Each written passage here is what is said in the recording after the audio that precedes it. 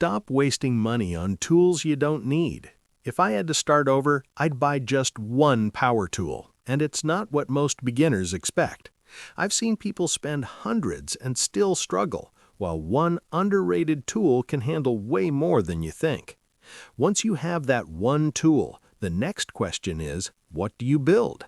That's where Ted's Woodworking helps. It gives you 16,000 plans, videos, and step-by-step guides so you actually use your tool instead of guessing. Check the link in the description for more guidance. So here it is, the oscillating multi-tool. Most people ignore it, but it's insanely useful. I've used it to cut, sand, scrape, and make precise plunge cuts where bigger tools fail. It's compact, modern, and perfect for tight spaces. When I first tried it, I didn't expect much, but it quickly became the tool I reach for the most. You don't need a full workshop, just the right tool that does more.